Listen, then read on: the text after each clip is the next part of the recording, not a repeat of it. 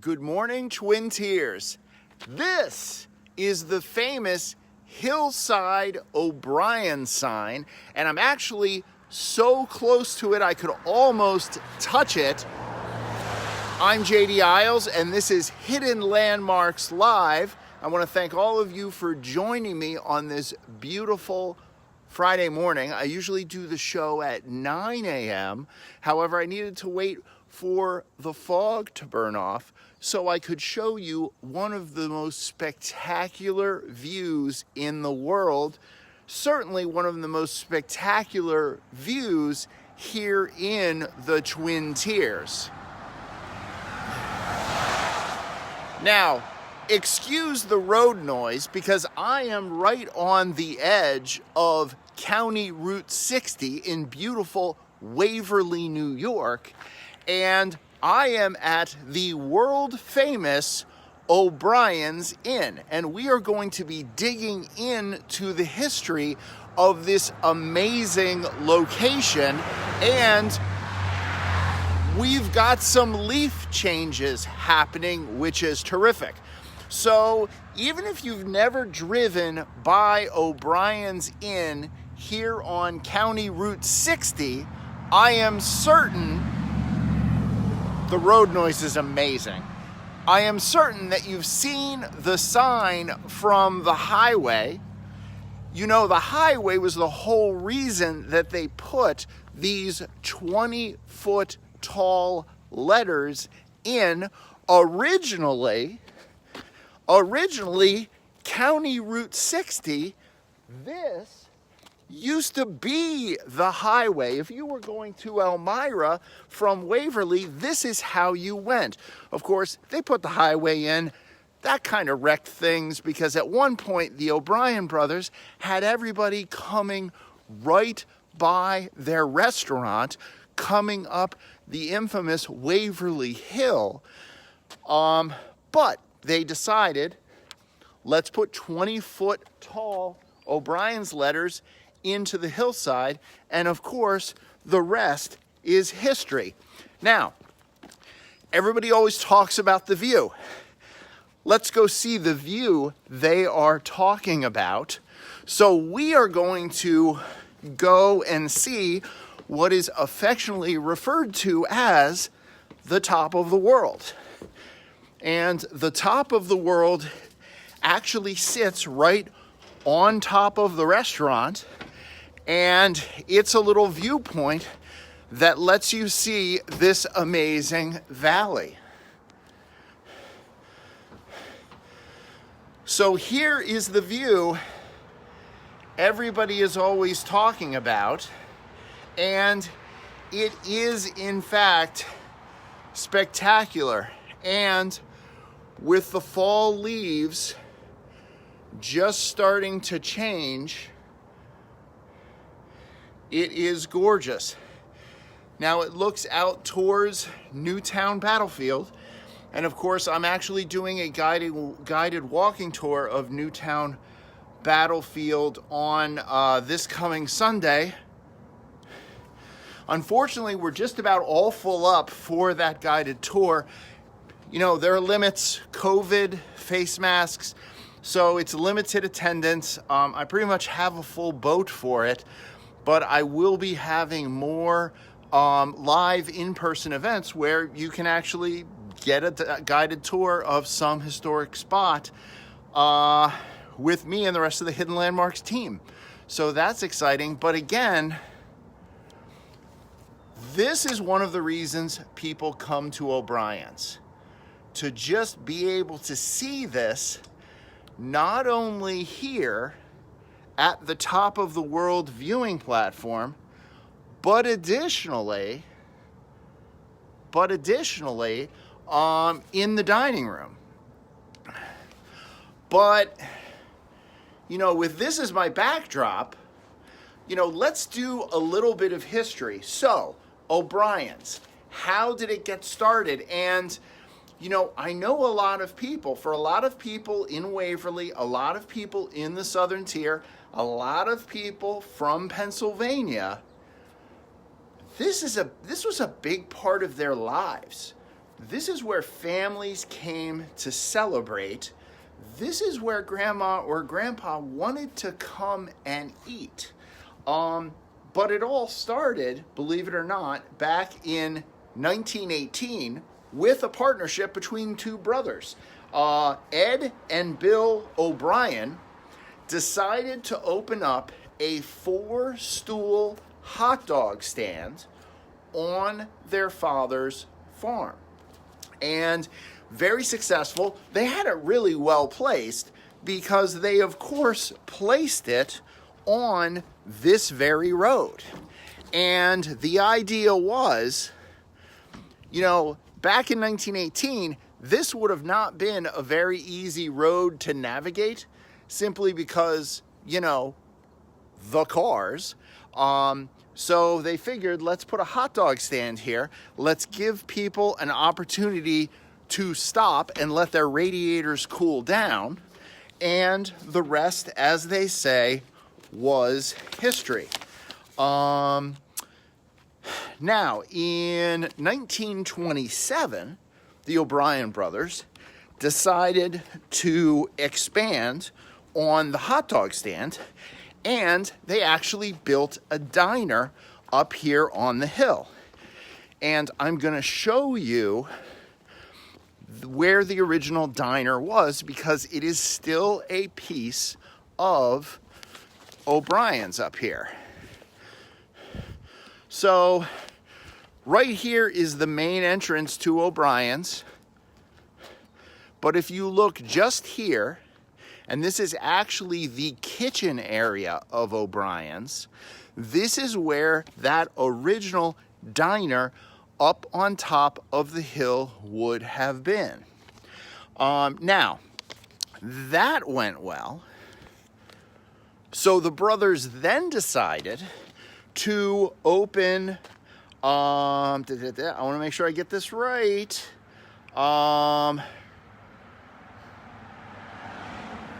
During World War II, the diner on top of the hill had gone so well that they decided that they would open a diner down on Broad Street in Waverly. And there are still plenty of people that'll remember this. The famous O'Brien's Log Cabin Diner. Let's go inside because the road noise, is noisy.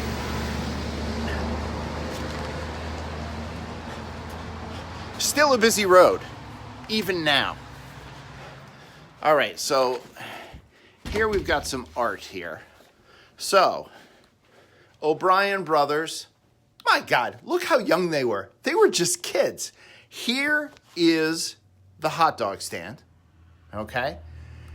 Here is the Log Cabin Diner in Waverly on Broad Street. This would have been, 1942 maybe. And notice they are advertising for something called the J.E. Ranch and Rodeo. We're going to be talking about that today as well. There's a lot to unpack with this episode. Here is the restaurant that they actually opened in 1946.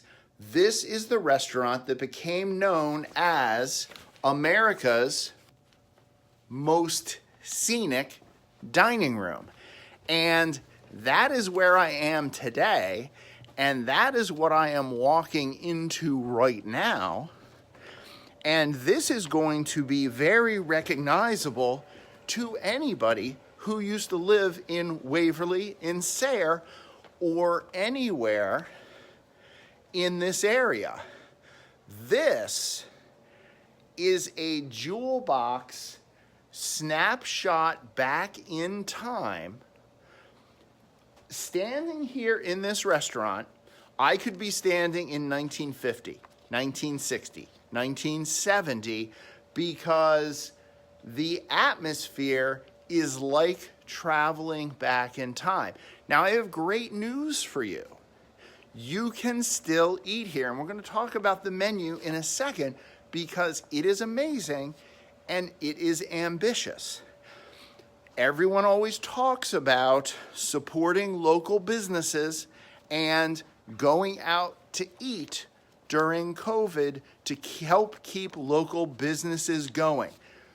This would be a great spot to visit, because not only are you helping to support a local business and helping to support a local piece of history, but here is the view out of the dining room. And these giant picture windows frame the entire length of the dining room, whether you are on the lower mezzanine or you are here on the upper mezzanine. Here is your view. And one of the things that I really like about this restaurant are the amazing little touches that are everywhere that harken back to an earlier age. So out here, we have these light poles, but these aren't any light poles. These are gas lantern light poles. These would have been lit by natural gas or propane. They've still got the mantles in them. And these would have had to be lit by hand. And if I know anything about Ed and Bill O'Brien, they were very detail oriented, because I just read the employee manual from 1972. And they stipulated that these were to be lit every evening. So I think probably the youngest busboy would have to go out on this very precarious walkway and light those lanterns. Amazing. Let me show you something else that I love. Here is the O'Brien's weather station. Now, Ed O'Brien loved the weather, and he built this weather station, basically to indulge his hobby. But let's remember, this would have been put together during an age where everyone didn't have the weather in their pockets the way that you would have in this day and age with smartphones and everything else. And so here's the thing I love about doing Facebook Live. When I mentioned yesterday that I was going to be at O'Brien's, people went nuts with comments and shares and likes and everything else. And I absolutely love your enthusiasm. Absolutely. One of the things that I enjoy about doing Hidden Landmarks is it's local history, and local history means nostalgia. And people love to remember their pasts. So realistically, this dining room, very busy on Mother's Day, very busy on Father's Day, Thanksgiving, you bet. This is where families celebrated the most important touchstones and significant dates of their life. Dad, where do you want to go to dinner? Well, we're going to O'Brien's is where we're going. And since we're said the name O'Brien, do I even need to mention St. Patrick's Day?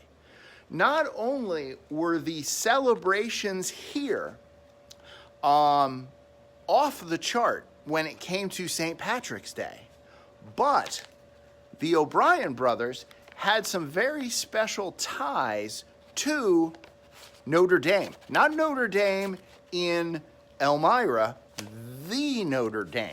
And I'm actually already planning to do an O'Brien's picture show sometime this winter when it's a little too cold to actually go outside. And I'm going to take you through the entire history of O'Brien's in pictures. Now, I want to show you something else, a couple other things. During the winter, during the fall,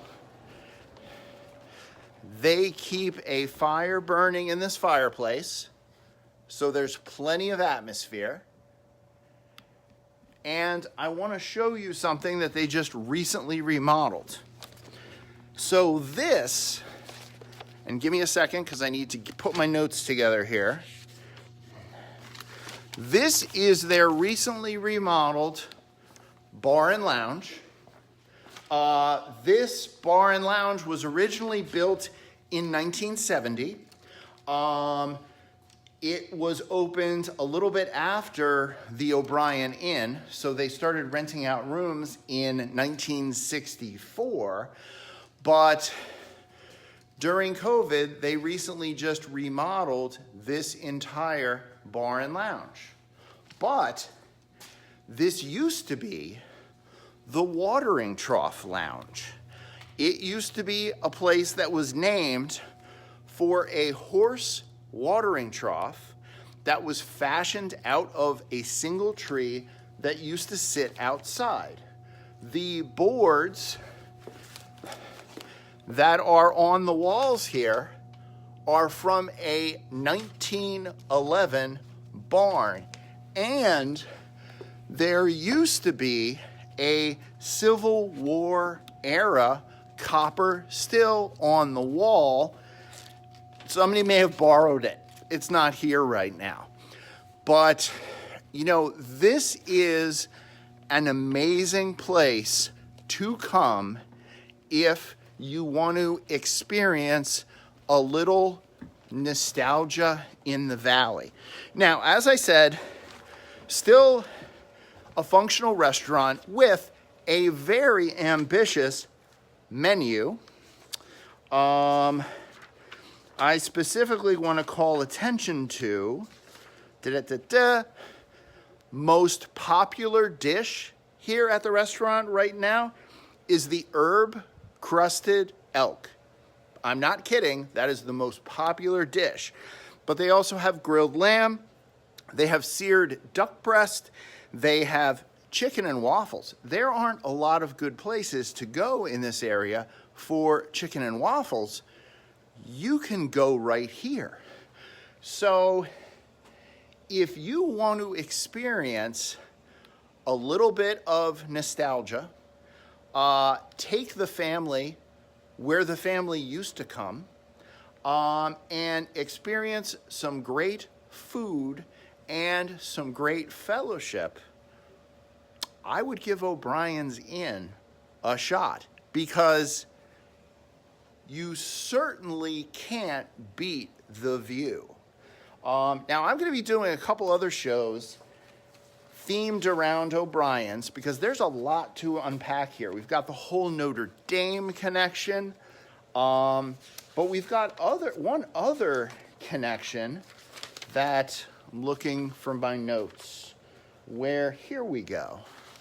So there's a piece of Waverly history that a lot of us are only vaguely familiar with. We're going to get into it right now. Few people today would know that Waverly, New York, used to be the rodeo capital of the East. During the late 1950s and 1940s, Waverly, New York attracted cowboys and rodeo enthusiasts from the entire East Coast, if not the nation. And the O'Brien brothers were directly involved. From 1939 until 1955, Colonel J.S. Eskew ran a traveling rodeo show that basically worked the East Coast circuit. Around the late 1930s, like 1939, he started looking for a permanent place for his traveling show, and horse lover and rodeo enthusiast Ed O'Brien said, hey, why not Waverly, New York? And that's exactly what they did. They settled upon the J.E. Ranch on Talmadge Hill Road, half a mile east of Route 34 and north of Waverly. And the first show was held there in 1940. Now, The ranch grew. It contained 5 cabins, livestock barns, training areas for the show and showgrounds, eventually Native American teepees, bunkhouses, and a tack house was added. Cars used to be lined up for miles when there was a show. And eventually, Waverly, New York became the winter home for Eskew's traveling show. So, Ed O'Brien, O'Brien's Inn, you can draw a direct line to the rodeo heritage of Waverly, New York. And if you were driving through Waverly in 1950, it is very likely you would have seen cowboys eating hot dogs. Thank you all for joining me this morning. I would really encourage you to come and visit O'Brien's Inn. Bring someone for dinner that has not been here in a long time, someone who has always told you about this amazing view. You can check out the fireplace. You can get the latest weather report from Ed. And this is just one of these amazing pieces of a time capsule that we're very lucky to still have. This is J.D. Isles. This is Hidden Landmarks Live. Thank you so much for joining me, and I will see you next week on Friday. Talk to you later. Bye-bye.